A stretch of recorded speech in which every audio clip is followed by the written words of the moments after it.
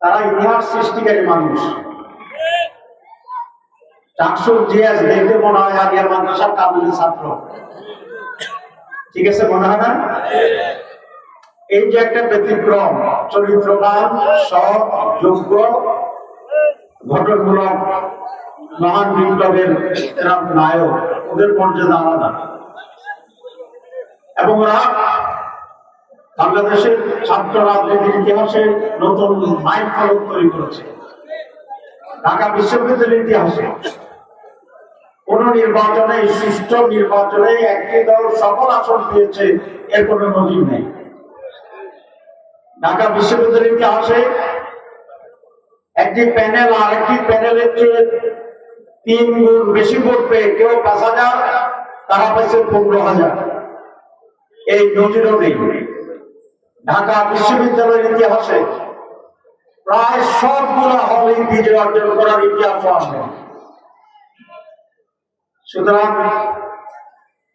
দেখতে ফরহাদকে আমার মতো ছোটখাটো মনে হয়, কি পুরাটাই ভালো কি ধন্যবাদ মরিস, ঠিক আছে না?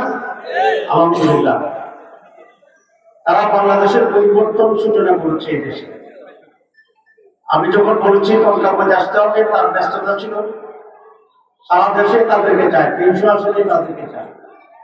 আলহামদুলিল্লাহ সে আসছে কষ্ট করে, আমরা কিন্তু কথা জানাচ্ছি। আমাদের এই 14 গ্রামে এবার জনগণের ভিতরে পরিবর্তনের যে সূচনা, আকাঙ্ক্ষা এবং সিরিয়াসনেস, এটা অত্যন্ত আনন্দের ব্যাপার। আলহামদুলিল্লাহ তারা সেখানে আজকে যে মিটিং হচ্ছে, এটা মনে হয় ঢাকার পল্টনের একটা জনসমাবেশের মতো, ঠিক কিনা? চতুর্দিকে মানুষ, উপচে পড়া ভিড়। অতীতে এই চিত্র তারা সেখানে আর দেখা গেছে কিনা আমি জানি না।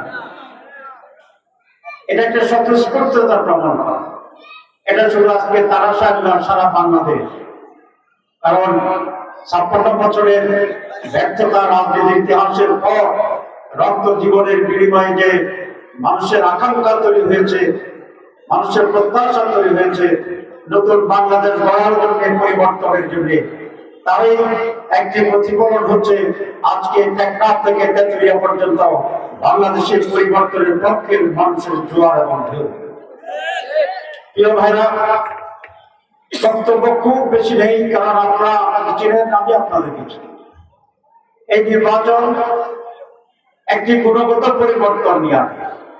এর আগেও 12 বার নির্বাচন হয়েছে, 10 12 বার নির্বাচনে শুদ্ধ হোক অশুদ্ধ হোক ক্ষমতার পালাবদল হয়েছে, কিন্তু কতগুলো বিষয়ে কোনো পরিবর্তন হয়নি। দল পরিবর্তন হয়েছে, মন্ত্রী প্রধানমন্ত্রীর নাম পরিবর্তন হয়েছে, ক্ষমতার মস্তদে বিভিন্ন নামের মানুষের সেখানে গিয়েছে, কিন্তু কতিপয় বিষয়ে কোনো পরিবর্তন হয়নি। সকলের ভিতরে একটা ঐক্য ছিল। সেই ঐক্যটা কি? দুর্নীতির ব্যাপারে সকলের ঐক্য ছিল। কোন সরকারের সময় দুর্নীতি কমেনি। এখন আমরা যাদের সাথে কম্পিট করছি, তারা যখন ক্ষমতায় ছিল, বাংলাদেশ দুর্নীতিতে 3 বার চ্যাম্পিয়ন হয়েছে। সুতরাং আমরা যদি আবার দুর্নীতি চাই, তাহলে সেখানে ভোট দিতে হবে। আবার যদি আমরা একটি নৈরাজ্য চাই, যেটা ফরহাদ বলছেন সংক্ষেপে, তাহলে উল্টা দিকে ভোট দিতে হবে। আর যদি আমরা একটি নিরাপদ, উন্নত, নতুন বাংলাদেশ চাই, তাহলে আজকে যে জোট তৈরি হয়েছে 11 দিনের জোট, সেই জোটের সে ব্যাপারে কমিটমেন্ট আছে। আর এই 14 গ্রামে আমরা সবসময় চেষ্টা করছি একটি সহাবস্থানের জন্য। আপনারা জানেন, যখন 5ই আগস্ট নতুন বিপ্লব সূচিত হয়েছিল, আমি তখন জেলে ছিলাম। আমাকে 22শে জুলাই যৌথ বাহিনী ঢাকা থেকে গ্রেপ্তার করে কেন্দ্রীয় কারাগারে পাঠিয়েছিল। 5 আগস্ট বিপ্লবের পক্ষে আমার হাতে এনে জেল সুপার ফোন দিল, স্যার এখন দেশ স্বাধীন হয়ে গেছে, আপনি জেল থেকে কথা বলতে পারবেন। আমি জেল থেকে প্রথম যে ফোনটা করেছি 14 গ্রামে, যে 14 গ্রামে যেন কারো পরে কোনো প্রতিশোধ দেওয়া না হয়। এই কলকাতাতে অনেক জুলুম অত্যাচার হয়েছে, কিন্তু 5 আগস্টের পরে আমরা কি কারোর উপর কোনো অত্যাচার করেছি? আমরা কোনো প্রতিশোধ নিয়েছি? এই যে 2জন ইয়াং ছেলে তরুণ, তারা জন্মগতভাবে চোখ হারাই আসে নাই, তারা আমাদের মতো 2টা চোখ ছিল, একই ইউনিয়নে একই জায়গায় 2টা তরুণের চোখ উঠছে, যে বিশংসতা কি হতে পারে। কিন্তু তার পরিবর্তে সুযোগ আসার পর আমরা করিনি। কেন করিনি?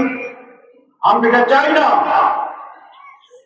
আপনার নৈরাজ্য চাই না, হত্যার রাজনীতি চাই না, খুনের রাজনীতি চাই না, দলে দলে হানাহানির রাজনীতি চাই না, চাঁদাবাজির রাজনীতি চাই না, দখলের রাজনীতি চাই না, জুলুমের রাজনীতি চাই না, বৈষম্যের রাজনীতি চাই না, অধিকারহীনতার রাজনীতি চাই না, ফ্যাসিবাদ চাই না, আধিপত্যবাদ চাই না।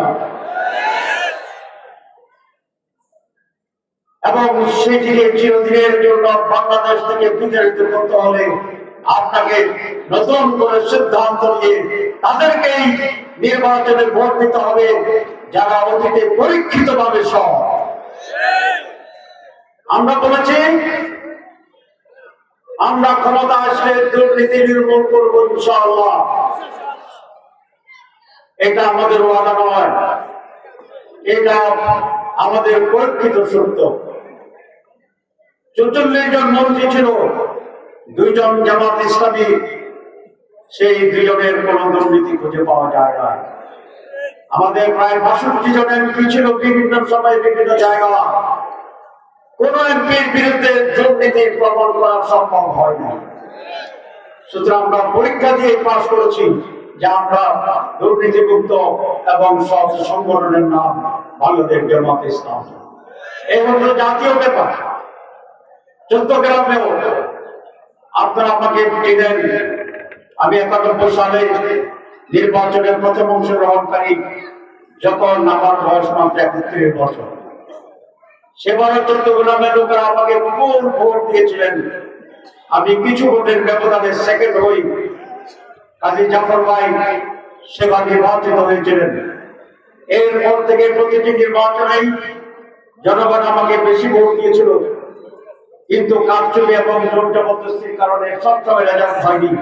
2001 সালে আমি 1,09,000 ভোট পেয়ে সেদিন নির্বাচিত হয়েছিলাম। আমার প্রতিদ্বন্দ্বী 54,000 ভোট পেয়েছিল, ডবল ভোট আমি পেয়েছিলাম। সেই সময় চট্টগ্রামে কোনো খুনাখুনি হয়নি, কোন হত্যার ঘটনা ঘটেনি, কারো বাড়িতে আগুন লাগানো হয়নি, কারো দোকান জোর করে দখল করা হয়নি, কোন চাঁদাবাজি ট্যাক্স আমরা বসাইনি। আপনার সাক্ষী আছে। সুতরাং এর পরের ইতিহাস শুধু চট্টগ্রামের নয়, বাংলাদেশে নির্বাচনের পর ইতিহাস। দিনের ভোট আগের দিন রাত হয়ে যাওয়ার ইতিহাস। নির্বাচনের আগেই নমিনেশন পেপারের সাবমিশনের সাথে সাথে 154 জন বিনা প্রতিদ্বন্দ্বিতায় নির্বাচিত ঘোষণা করা হয়েছিল। এটাই ছিল বাংলাদেশ। সেটার পরিবর্তে, সেটার বিনিময়ে আজ আমরা এই পরিস্থিতি পেয়েছি যেখানে উন্মুক্ত ভাবে আপনি কথা বলতে পেরেছি। আমি তারাশাহীবাসী, কনকাবাসীর কাছে এই নিবেদন জানাবো, আসুন পরিবর্তনের সূচনার জন্য, নতুন বাংলাদেশের জন্য, নতুন চট্টগ্রামের জন্য আমরা আবার ঐক্যবদ্ধ হই। উন্নয়নের জন্য আপনাদের কিছু দাবি আছে এখানে দেখলাম। এক হচ্ছে গ্যাস। আপনাদের কাছে গ্যাসের লাইন আছে, কিন্তু এখানে গ্যাস আসেনি, ঠিক কিনা? আপনাদের আগে কিছু বিদ্যুৎ বাকি আছে, আমরা অনেক বিদ্যুৎ দিয়েছিলাম সে সময়, এবং কয়েকটি সংযোগ সড়কের দাবি দিলাম।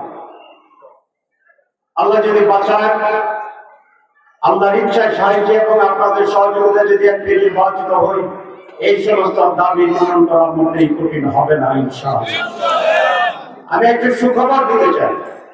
আমি কিন্তু এখন এমপি না, আমি মন্ত্রীও নই, কিন্তু এখনকার আমার রাজনৈতিক পরিচয় এবং প্রভাবের মাধ্যমে আমি চট্টগ্রামের জন্য 180 কোটি টাকা ডেভেলপমেন্ট প্রজেক্ট এদের মধ্যে পাস করিয়েছি আলহামদুলিল্লাহ।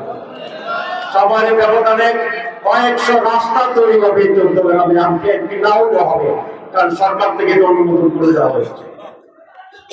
সুতরাং এমপি না হয়ে যদি করার সুযোগ হয়, যদি আপনারা লিগেল রাইটস আমাকে দেন, আমার যদি উন্নয়নের সেই ছাবি আমার হাতে আসে, তাহলে যে দাবি আপনারা করেছেন এই চেয়ে অনেক বেশি দাবি পূরণের সুযোগ হবে বলে আমি দৃঢ়ভাবে আস্থাশীল ইনশাআল্লাহ।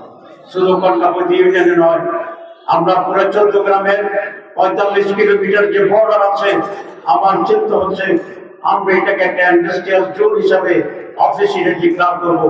এখানে ইন্ডাস্ট্রি গড়ে উঠবে, হাজার হাজার তরুণের শিক্ষিত অশিক্ষিত মানুষের কর্মসংস্থান হবে, তার 50% লোকাল গভর্নমেন্ট চট্টগ্রাম থেকে দিতে হবে।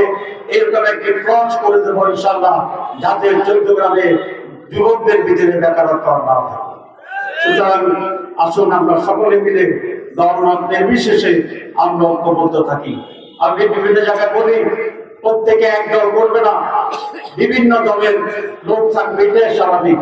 কিন্তু চট্টগ্রামের উন্নয়নের জন্য দল আমার যাই চলুক না কেন, আমরা উন্নয়নের সম্পর্কে ঐক্যবদ্ধ ভাবে 12 তারিখে দাঁড়িপাল্লা মার্কায় ভোট দিয়ে জাতি এবং চট্টগ্রামের মুক্তি সংগ্রামের এই পথকে আমরা ত্বরান্বিত করবো, এই আহ্বান জানিয়ে আমি আমার বক্তব্য শেষ করছি। আল্লাহ হাফেজ।